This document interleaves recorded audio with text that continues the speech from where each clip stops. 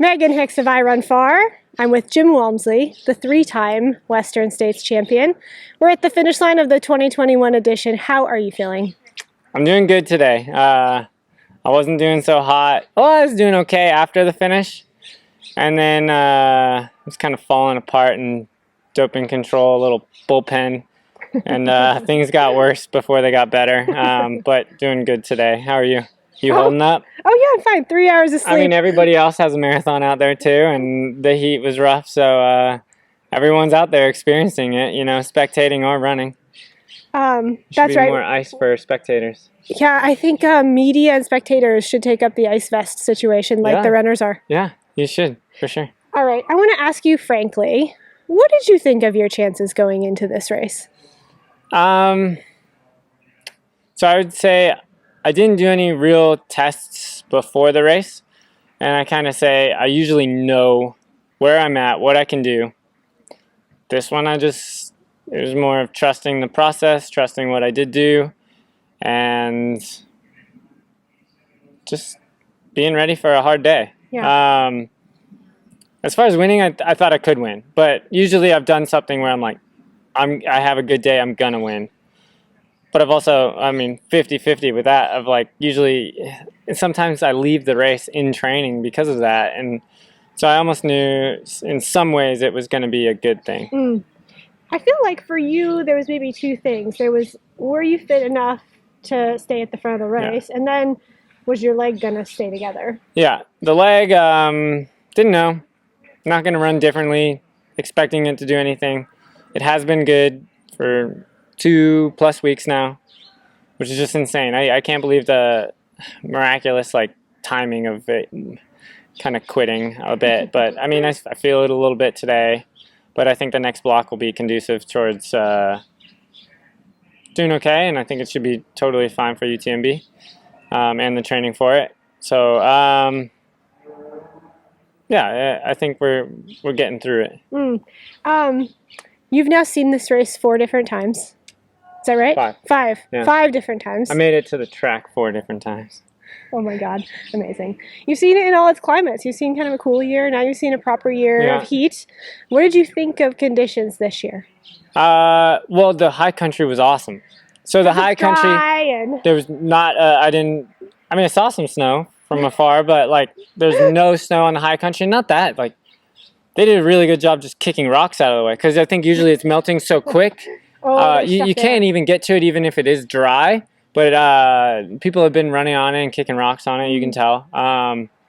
So I kind of figured that was going to be the case. I don't think I've seen the high country in this good a shape. So knowing that, kind of the tough decisions well, do you want to run and race in a pack? And that sounds really nice, but I had Hayden with me through almost 50K, which was really nice.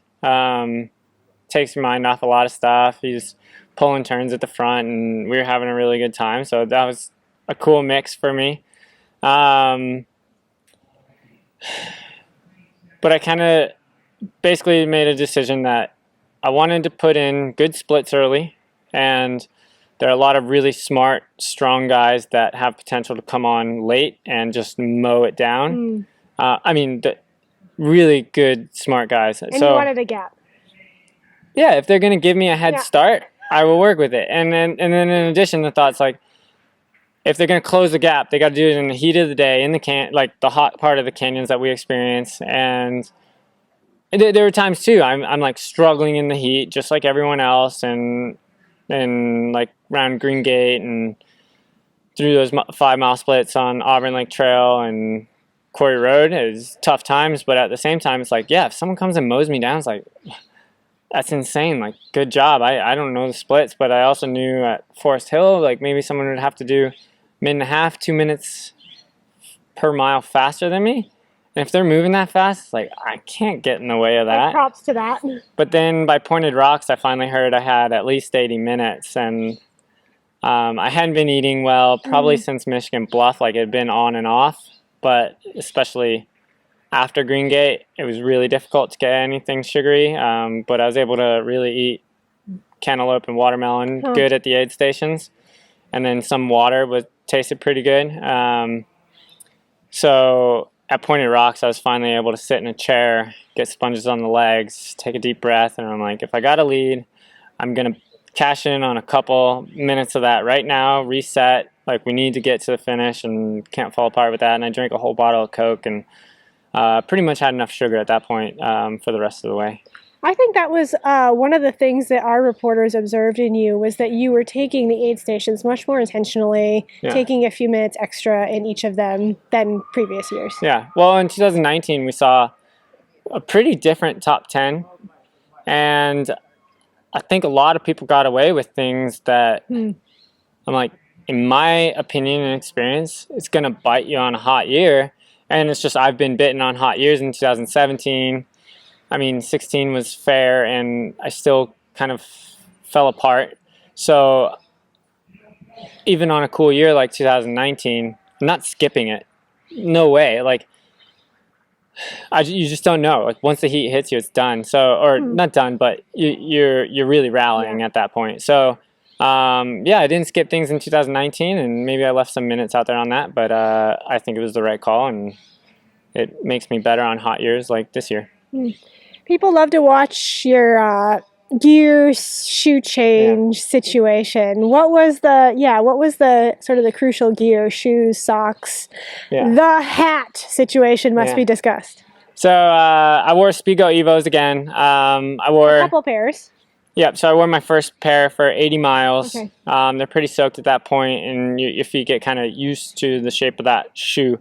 And then so I just switched to a fresh pair of Speedgo Evos with a dry pair of socks, which doesn't stay dry very long, but even the new shoes just, I find at that point kind of help. I was back in another pair of Speedgo Evos. And which socks did you use yesterday? I used Dry Max, like Maximum Protection Hyper Thin. Okay. And I've used those like pretty much since, I think I helped collaborate a little bit with that. And I wear that basically for all the most important days. I use other socks in training and around the house and stuff, and cycling especially, a little more style factor. So, but for race day on the important days, like 100K in January, I was in Dry Max, same sock. I like the gray color, maybe a little higher, but it's good. It doesn't hold a lot of water and keeps my feet from blistering much. And then, so the biggest things about race day stuff was I went with the bucket hat. Yeah, talk about the bucket hat. Yeah, I did some. So we got them as athletes from Hoka, and like I think most people are laughing at them. People take pictures with them, like, how silly is this? And I mean, Francois Diane's worn that hat. A couple people have worn the hat. I feel like it's an underrated hat. I don't know if Ryan Sands. I mean, if you see the spectators, everybody's got round hats, and why can't runners wear them, right? Yeah, I mean, we're not going that fast. That wind. Aerodynamics really comes into play. So that was not a factor. But then I was doing my testing in Phoenix last week during their little heat wave, over 115, 117, 18 degrees. Just jogging around town in the middle of the heat, just going like, this is going to work. Like, this is crazy. I don't have the sun on the back of my neck. So the plan was to use it during the middle of the day, during the hotter part. So I started with my good like tried and true hat that needs some Patagonia worn wear fixing on the top, because I don't wear it for training anymore. I've caught my head on too many branches, and there's a big hole on top. Tall guy problems. Yeah, but now I've discovered the bucket hat, and I really like that. Did a couple. I have my crew do a couple t-shirt swaps where they can just pull a fresh cold t-shirt out of a bucket, and that's really nice because you just can't get it that wet with sponges or anything else like that. So bringing out just a fresh t-shirt out of the bottom of a basically ice bucket is really nice. I've started doing that in either 18 or 19. And then what I finally discovered this year, because they were doing contactless spraying instead of sponges at aid stations, and I think that caught a lot of runners off guard.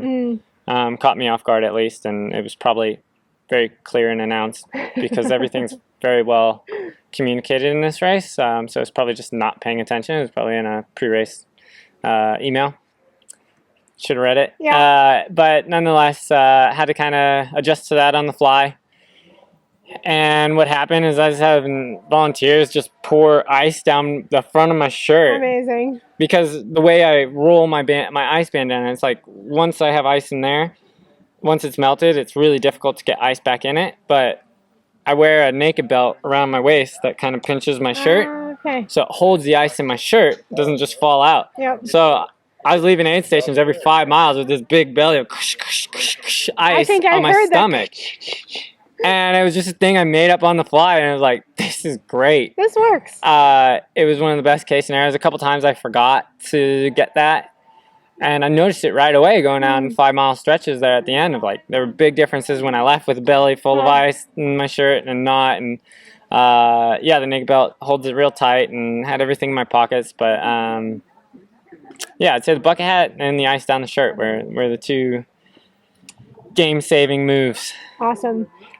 You had a proper swim across the river this year. No downstream swims and no floats in Well, this is the third time I've used the rope to cross the river. Okay. And then with the one swim in 2016, which is illegal to do now. It's in the books because of you. Yeah. And then I think 2018 I got a boat ride from Chris Thornley, and the Squirrel's Nut Butter guy. He's always on the river, and I saw him there and said hi. But yeah, this time I consciously took a few minutes to just wait in the creek. I think I floated on my back a little bit and just kind of submerged my head a bit and closed my eyes, and it was probably the most peaceful, best part of the day, and was really looking forward to the river crossing.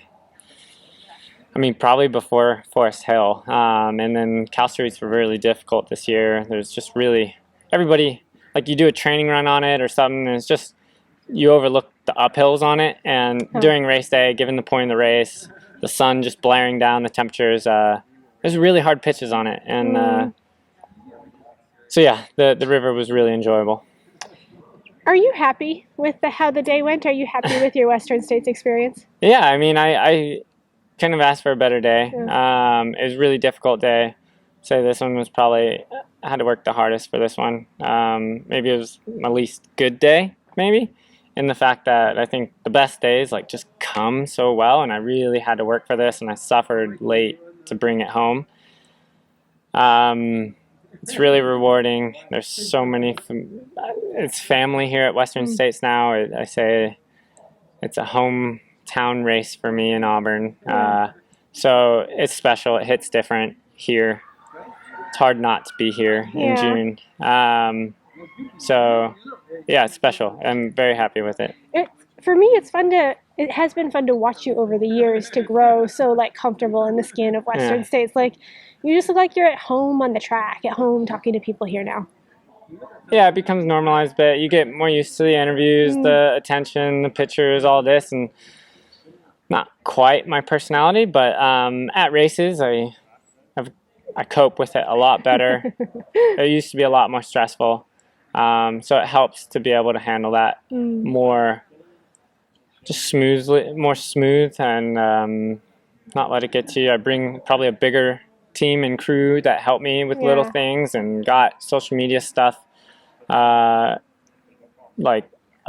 couple people working on that for me, so I don't have to do that, which stresses me out, and then Jess takes care of so much outside of it and runs everyone else, and yeah, it's getting easier actually. Yeah.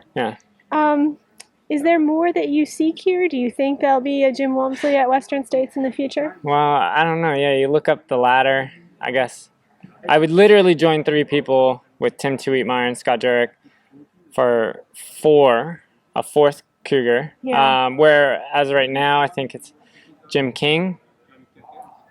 Don't think Tom Johnson, but I might be one of 4 or 5 guys, males. I mean, and Trayson's in another another universe even compared to Scott. Let's be honest, it's just ridiculous. But on the men's side, I'll compare that way, and so the next might be up 4 or 5, and it's a lot. It's hard. It's hard to keep it fresh and not being as excited. So we'll see. I think right now I wouldn't be excited to do it again tomorrow. However, it very easily grows on me. Very easily grows on everyone in the sport, and it's such a great piece to be a part of. I think it crossed my mind. I forgot to tell Debo this, but I meant to offer an exchange. You run next year, and I'll stay in the booth. So maybe just as an easy out to switch it. But no, No, I don't know. I would say I'm less likely to give up my spot right away next race because of just the uncertainty of what all happened and having it being a little trickier process to get back in the race this year, and just really lucky and thankful that Hoka stepped up as a presenting sponsor, and just more and more my passions and goals with the sport aligning with Hoka as a partner, and I'm really fortunate for that. And yeah, I think there's going to be a lot more with that, with Wahoo coming on board with me, and I couldn't be more thankful for the support I have from my sponsors. I think that's a good way to end this. Yeah.